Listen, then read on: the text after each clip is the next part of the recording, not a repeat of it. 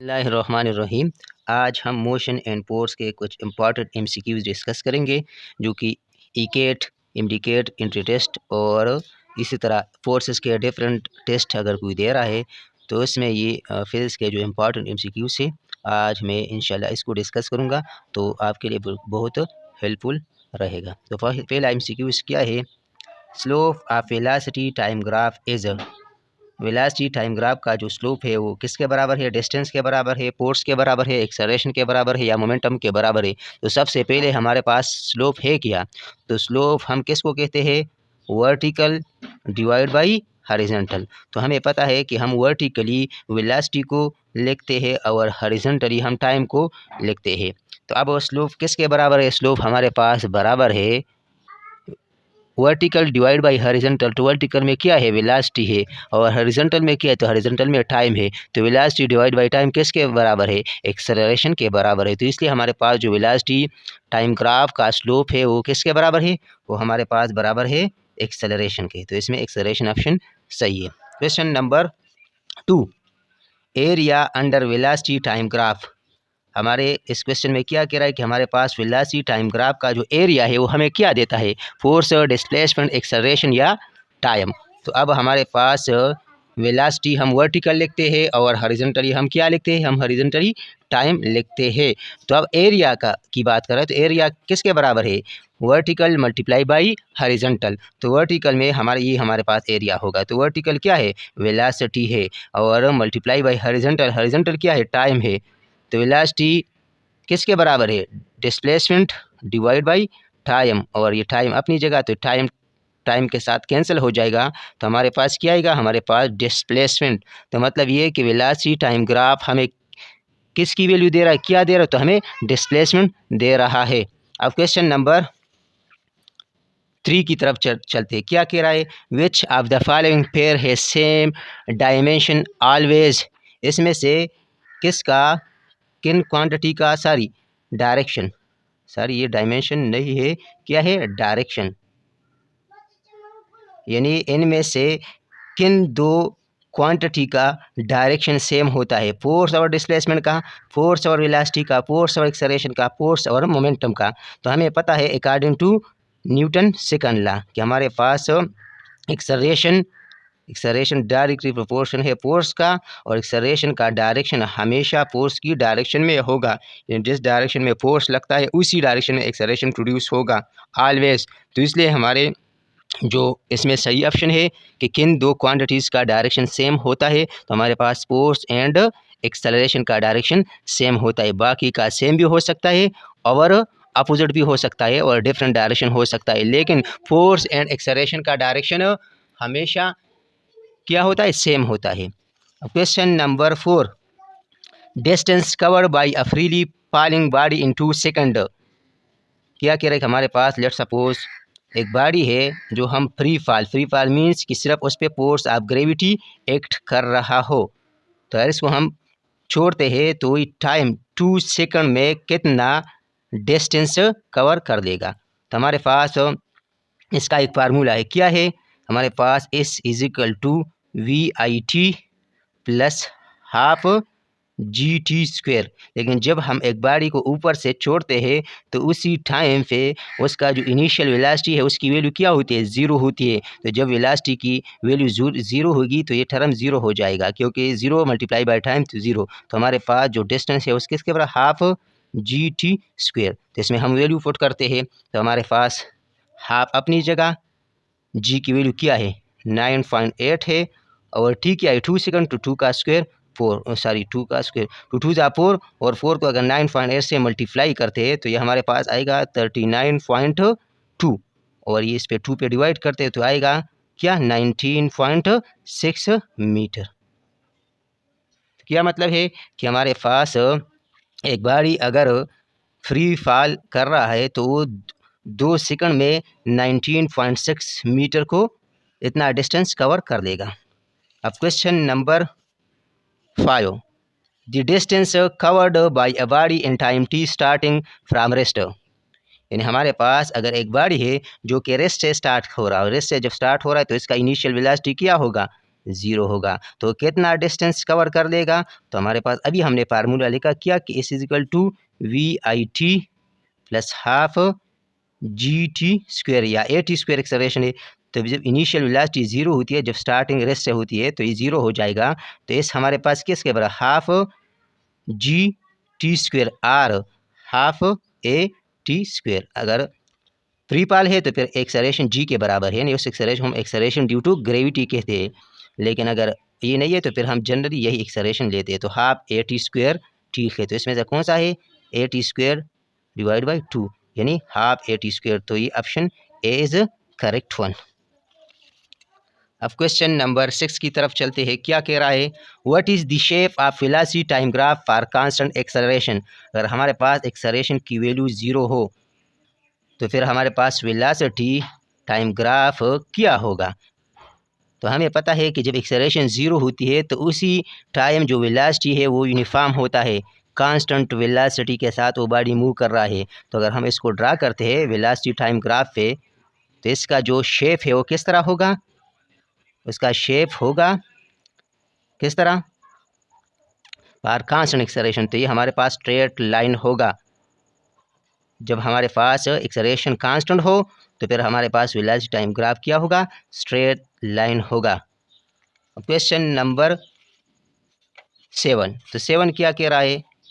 तो सुन लो। 7 यही कह रहा है, a ball draft from the roof of a building, what is velocity after 5 second. ये भी उसी तरह क्वेश्चन है जो पहले हमने स्टार्ट किया कि एक बॉडी को ऊपर किसी बिल्डिंग से ड्राफ्ट किया है तो इसकी वेलोसिटी कितना होगा 5 सेकंड के बाद। तो हमारे पास जब हम ड्राफ्ट करते हैं तो इसकी इनिशियल वेलोसिटी क्या होती है? ज़ीरो होती है। और टाइम कितना दिया गया है? 5 सेकंड। तो क्या कह रहा है कि इसकी जो फाइनल वेलोसिटी है वो क्या होगी? तो हमारे पास हम फर्स्ट इक्वेशन ऑफ मोशन को यूज़ करेंगे। वो क्या है? V F is equal to v i plus G T. तब इनिशियल वेलोसिटी तो ज़ीरो है तो ज़ीरो हो जाएगा। तो V F is equal to G T. तो जी की वैल्यू क्या है? जी की वैल्यू हमारे पास है 9.8 और टाइम क्या है? 5 सेकंड। तो मतलब ये कि हमारे पास फाइनल वेलोसिटी की वैल्यू क्या आएगी? हमारे पास आएगी 49 मीटर पर सेकंड। तो मतलब ये है कि 5 सेकंड के बाद उस बॉल का वेलोसिटी यानी फाइनल वेलोसिटी क्या होगी? वो हमारे पास 49 मीटर पर सेकंड होगी। तो यही बेस्ट ऑप्शन है। क्वेश्चन नंबर 8 में क्या कह रहा है? A mass accelerate uniformly when the force on it.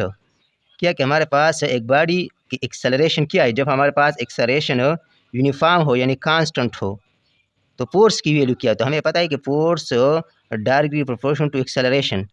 तो अगर एक्सेलरेशन हमारे पास यूनिफॉर्म है, एक्सेलरेशन हमारे पास अगर यूनिफॉर्म है तो फोर्स हमारे पास क्या होगा? फोर्स की वैल्यू हमारे पास कांस्टेंट होगी, क्योंकि एक्सेलरेशन कांस्टेंट है तो फोर्स भी कांस्टेंट होगी। तो इसमें बेस्ट ऑप्शन कौन सा है? कांस्टेंट। क्वेश्चन नंबर 9 क्या कह रहा है? When a body is in motion it's dash always changes. अगर हमारे पास एक बॉडी है जो कि मूव कर रहा है तो क्या हमेशा चेंज होगा? वेलोसिटी, एक्सेलरेशन, पोजीशन वेक्टर या मोमेंटम। हमेशा की बात कर रहा है तो वेलोसिटी ज़रूर नहीं कि हमेशा चेंज होगा, क्योंकि अगर एक बॉडी कांस्टेंट वेलोसिटी के साथ जा रहे तो उसकी वेलोसिटी चेंज नहीं होती। या अगर बॉडी कांस्टेंट एक्सेलरेशन के साथ जा रहे तो इसकी एक्सेलरेशन तो चेंज नहीं होती। या अगर बॉडी कांस्टेंट मोमेंटम के साथ जा रहे तो इसका मोमेंटम कांस्टेंट होता है। मतलब क्या हमेशा चेंज होगा? Position vector. मतलब जब एक बॉडी मूव कर रहा है, मोशन में आता है तो इसका पोजीशन वेक्टर हमेशा चेंज होता है। तो इसमें सही ऑप्शन कौन सा है? Position vector. Question number 10। Question number 10 क्या कह रहा है? सुन लो। A body is thrown upward the acceleration due to gravity. एक बॉडी है जो कि ऊपर हम फेंकते हैं तो एक्सेलरेशन ड्यू टू ग्रेविटी यानी जी की वैल्यू किस तरफ होगी? अपवर्ड होगी, ऊपर की तरफ, डाउनवर्ड होगी, मतलब जी की वैल्यू अपवर्ड होगी, डाउनवर्ड होगी या जीरो होगी या इनमें से ऑल ऑफ दीज। तो हमें पता है कि हमारे पास ग्रेविटी हमेशा किस डायरेक्शन में लगती है? डाउनवर्ड डायरेक्शन में। और हमें पता है इससे ऊपर और मैंने बताया कि एक्सेलरेशन और फोर्स का डायरेक्शन हमेशा क्या होता है? सेम होता है। तो जब फोर्स डाउनवर्ड है तो एक्सेलरेशन भी क्या होगा? डाउनवर्ड होगा। हाँ, बॉडी ऊपर जाए, नीचे जाए, हॉरिजॉन्टली जाए, जहाँ भी जाए, रेस्ट में आ जाए, लेकिन फोर्स हमेशा डाउनवर्ड लगता है तो एक्सेलरेशन भी हमेशा डाउनवर्ड ही होगा। अब क्वेश्चन नंबर 11।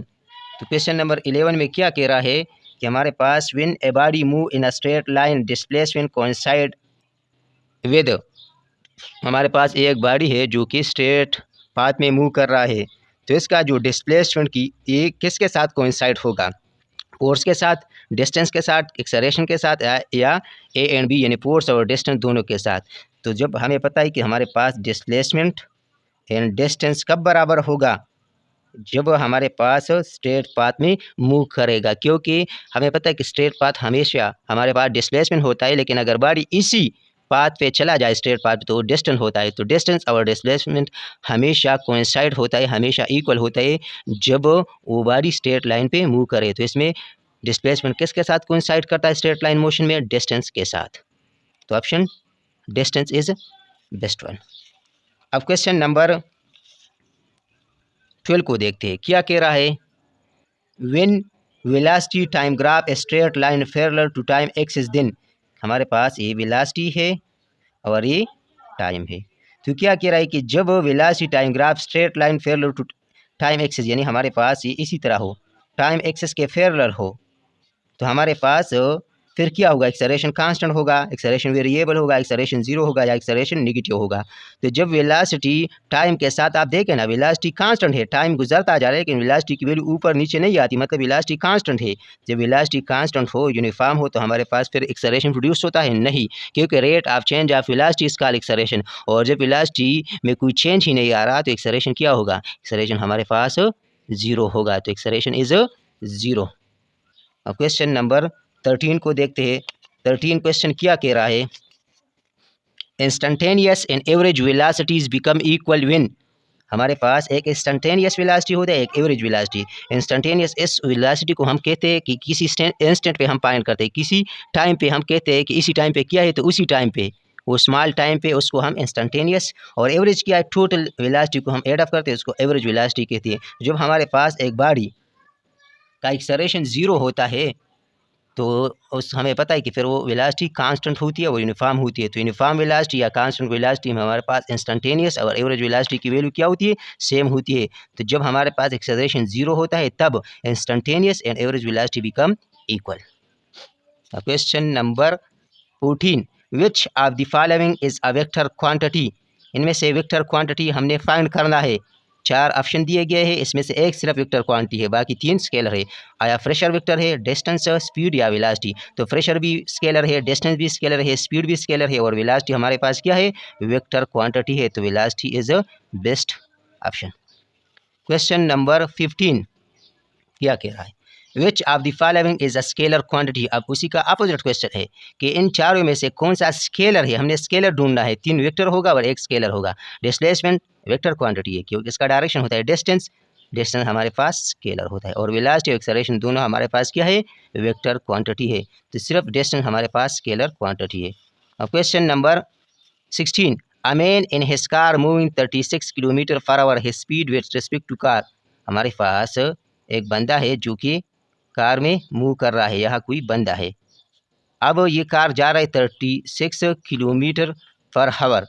तो क्या कह रहा है कि इस बंदे का इसी कार के रिलेटिव में with respect to this car, इस बंदे का स्पीड क्या है। तो अब ये बंदा इसी कार में है और ये कार 36 किलोमीटर पर आवर के साथ जा रहा है, तो इसका मतलब है कि बंदा भी इतने स्पीड के साथ जा रहा है। तो इस बंदे का इसी कार के रिस्पेक्ट में वेलोसिटी या स्पीड क्या है, ज़ीरो है, क्योंकि ये बंदा इसी कार के मुताबिक रेस्ट में है। तो कौन कौन सा ऑप्शन ठीक है, ऑप्शन फर्स्ट, यानी 0 किलोमीटर पर आवर, यानी ये कार के रिस्पेक्ट में रेस्ट में है। अब क्वेश्चन नंबर 17 क्या कह रहा है, dimension of acceleration is, acceleration का हमने डायमेंशन फाइंड करना है।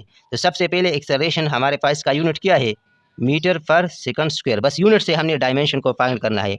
अब मीटर किसका यूनिट है, लेंथ का, और लेंथ को हम एल से डिनोट करते हैं, और सेकंड टाइम का, और टाइम को हम टी से, लेकिन क्या है, सेकंड पे स्क्वायर है तो टाइम पे स्क्वायर होगा, लेकिन ये नीचे तो ऊपर जाएगा माइनस LT-2। तो यही हमारे पास क्या है, डायमेंशन किसका, एक्सेलरेशन का। तो ये कौन सा ऑप्शन ठीक है इसमें, LT-1, L2T-1, LT-2। तो यही ऑप्शन ठीक है, यानी लेंथ पर टाइम स्क्वायर। अब क्वेश्चन नंबर 18 ये क्या कह रहा है?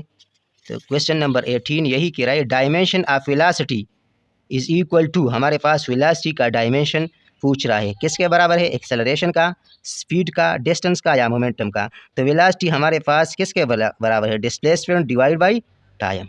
और हमारे पास एक्सेलरेशन किसके बराबर? Velocity divide by time. तो ये तो इसके बराबर नहीं। स्पीड किसके बराबर? स्पीड हमारे पास बराबर है डिस्टेंस डिवाइड बाई टाइम। तो डिस्प्लेसमेंट और डिस्टेंस तो दोनों सेम है, लेकिन डिस्प्लेसमेंट जस्ट वेक्टर है और स्केलर, बाकी ई भी डिस्टेंस है और ई भी डिस्टेंस है। इसका यूनिट भी मीटर है, इसका यूनिट भी मीटर है। तो मतलब है कि वेलोसिटी का डायमेंशन किसके बराबर है? किसके? सारी स्पीड के बराबर है। क्वेश्चन नंबर 18 क्या कह रहा है? Dimension of the equation of motion can applied when, हमारे पास जो 3 इक्वेशन ऑफ मोशन है, v is equal to v i plus a t, second s is equal to v i t plus half a t square, और third s equal to a s is equal to v f square minus v i square. ये कब applicable होगा ये तीनों equation? जब हमारे पास acceleration क्या होगा? एक्सेलरेशन हमारे पास यूनिफॉर्म होगा, मतलब ये कि एक्सेलरेशन की वैल्यू चेंज नहीं होती, तब ये इक्वेशन ऑफ मोशन एप्लीकेबल है। तो इसमें से कौन सा ऑप्शन ठीक है? यूनिफॉर्म। जब एक्सेलरेशन कांस्टेंट हो, यूनिफॉर्म हो, तब ये इक्वेशन ऑफ मोशन जो है ना ये अप्लाई होते हैं। Question number last one, motion and rest are, हमारे पास मोशन और रेस्ट क्या है? एब्सोल्यूट है, रिलेटिव है, बोथ है या नन? तो हमें पता है कि हमारे पास मोशन एंड रेस्ट क्या है? रिलेटिव है। क्यों रिलेटिव है? क्योंकि हमें पता है कोई ऑब्जेक्ट ना तो रेस्ट में हो सकता है ना एब्सोल्यूट मोशन में हो सकता है, बल्कि हम देखते हैं कि उस किस ऑब्जर्वर के लिहाज से हम देख रहे हैं। मतलब ये कि अगर हम देखें, हम अर्थ पे, लेट सपोज सुन लो, हम अर्थ पे है, तो यहाँ पे अगर कोई बंदा, एक बंदा यहाँ है, दूसरा बंदा यहाँ है, तो ये दोनों एक दूसरे के लिहाज से रेस्ट में है। क्यों? क्योंकि दोनों के दरमियान डिस्टेंस सेम है। लेकिन अगर कोई ऊपर मून से देखता है तो उसके लिहाज से ई भी मोशन है और इसमें ई भी मोशन में है। या कोई बंदा अगर गाड़ी में बैठा है, सुन लो, तो यहाँ एक बंदा है, दूसरा बंदा यहाँ है, तो अब ये दोनों तो एक दूसरे के लिहाज से रेस्ट में है। लेकिन अगर यहाँ से कोई बंदा देखे तो इस बंदे के लिहाज से ई भी मोशन में है और ई भी मोशन में है। तो मतलब एक अटाई में ये दोनों रेस्ट में भी है और मोशन में भी है। तो ये हमारे पास रिलेटिव है कि मतलब आप कहाँ से देख रहे हो। तो हमारे पास motion and rest are relative, तो रिलेटिव इज़ बेस्ट ऑप्शन। तो ये थे आज के 20 इंपॉर्टेंट MCQs। अगर ये MCQs आपको पसंद आए हैं तो प्लीज़ आप कमेंट्स लाजमी कर दें, ताकि मैं फिर इसी तरह और वीडियो बनाऊँ। और अभी तक आपने चैनल को सब्सक्राइब नहीं किया है तो चैनल को लाजमी सब्सक्राइब करें और कमेंट्स लाजमी कर लें और वीडियो को लाइक करें। Thank you.